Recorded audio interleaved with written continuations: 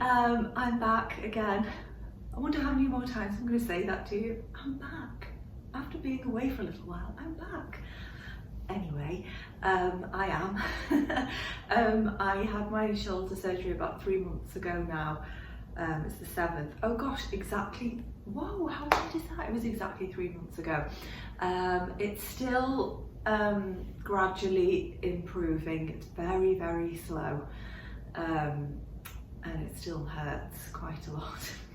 But, you know, I'll show you what I can do. Okay, so this is my left arm. This one goes to about there. You can see. Sometimes it can get higher if, you know, the physiotherapist has been really pummeling me. And this way, obviously this goes all the way over. It goes further behind as well. This one goes to about there. But still quite a lot I can't do. I can't put my hand on my hip, which is a real pain if you want to pose for a photograph, let me tell you. But anyway, I wanted to come and do a little video because I do have a couple of very tiny things to show you. First of all, this is my Wilder gown blouse that I know a lot of you will have seen if you follow me on Insta. It's one of my favourite makes and it's nice to be able to wear it again actually, because there was a time when I just couldn't get any garments on that went over the head, but I can do that now. And when I take it off, I have this really brilliant system where you just bend down and you pull it over you from there, so you don't have to raise your arm up, because I can't do that. It's magical. Anyway, I'm wearing it open today. It's just quite relaxed. I'm going to be going to physio in a bit, so I can move a bit in this. Yeah, so I love this blouse. I'm really pleased with it.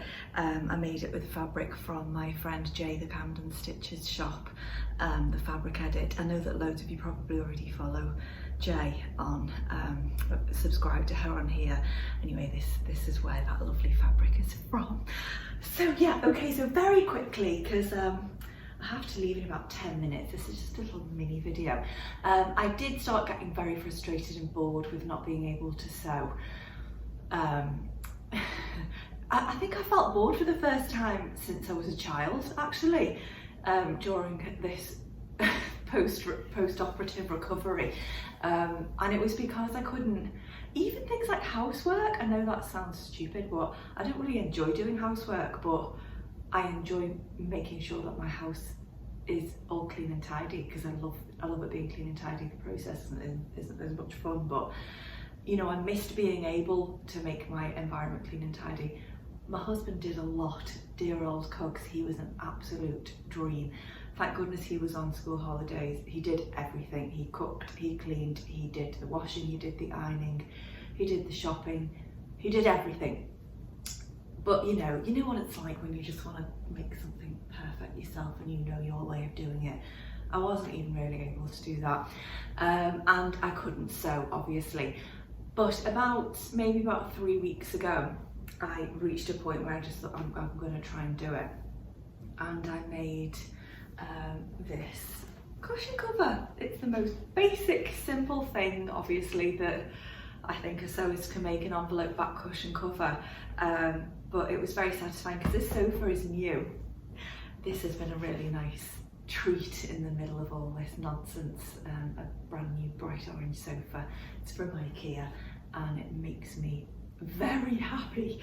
So obviously I had to have new cushion covers for it, didn't I? So this is the first one that I made. It's out of some lovely fabric that my gorgeous Auntie Eileen, it's quilting cotton, she's a quilter, she gifted to me a few years back now, and you can see it's cotton and steel. This is the selvage here, and it was the perfect project for me because that piece of fabric, I didn't have to cut it at all. I didn't do any cutting out because cutting with a rotary cutter is actually, I've done it since then, but it puts stress on the shoulder joint, so I do end up hurting a bit if I do that. But this didn't need any cutting. It was already the exact right size. How serendipitous. And it's gorgeous. I've loved it for so long and always knew that it was going to be something one day, but I just, you know, one of those pieces that you just think, I've got to save that. Anyway, then it found its way into my life via this cushion. Look at that lovely, isn't it just lovely, the edge of the fabric? So I actually put it on display like this with the Selfridge on show, which I think looks lovely. And obviously that one here, that ready one, it's very similar to the orange of the sofa. So I love how that works. So that's the first one that I did, and it was brilliantly easy. It was just a case of folding it and pinning it, stitching it, and that was it. I didn't even need to finish the hems, obviously, because I just used the salvages, so it was just fab. The next one that I did was this one, and this is also another piece of fabric that I've kept for ages. It's a cute little cowboy and cowgirl print, which is just so cute. I bought this in a summer fair, oh god, a long time ago. It was probably about 6 or 7 years ago, and I only got half a metre. And when I bought it, obviously I was thinking in my head, oh, I'll be making that into something for a baby within the year. And here we are, 7.5 years on from that, and obviously still no closer. Well, maybe we're a little bit closer, who knows? Fingers crossed something will be happening with that this year. Even though it's been postponed quite a few times this year already. Anyway, it was sitting in my fabric stash, and I just thought, it goes with that sofa. Why keep it hidden away? It's so lovely.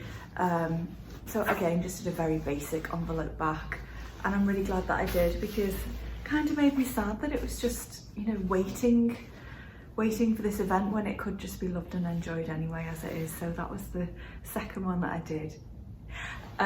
Yeah, and also you've seen this one, I think, guys. This was my Liberty print one that I did. I got this lovely Liberty cotton lawn from a local shop here that stocks Liberty fabrics, and added this ruffle onto it, which makes me very happy. Now normally that's on my sewing room chair, but it has got orange in the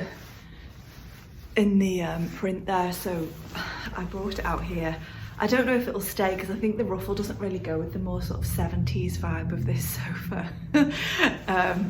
Although ruffles are quite 70s as well, aren't they? But I don't know, the shape of this kind of makes me think more of like 80s Laura Ashley. Do you know what I mean? So I might not keep this out here, but you know, until I make a decision, here it is. And then finally, the only other thing that I've been making is 5 million face masks. Oh my god, are you sick of making masks or what? When I first started making them, it was purely out of necessity, and I got no joy whatsoever out of it. I just thought they were the most utterly boring make ever.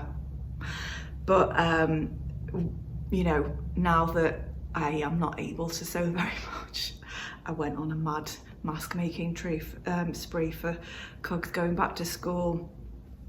So that's a nice one that you can wear with his navy blue suits with navy on the other side. He likes this one. This is a sort of lilac-y paisley type pattern with purple on the other side. A lot of stripes and spots. Oh, this one he likes as well. This has got like a sort of, it's all just quilting cotton, you know. And I do you know what, I think I used to use Tilly's instructions, the video she's got on here, but recently I've just started like freestyling them, making it up as I go along. That one's got orange stripes on the back. And then there's all mine ones that I think you've probably seen on Instagram. They're all the same. They've all 4 of them with the flowers on. So they've been quite boring, but yeah, they're okay to do with a busted shoulder. So there you go. I've done a lot of that.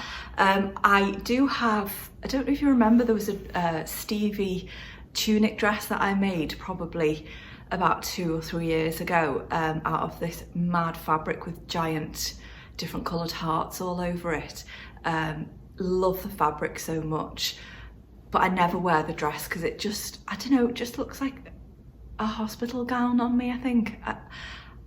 I don't wear it properly, and also the fabric is bonkers, which, you know, I'm not averse to bonkers fabric, am I?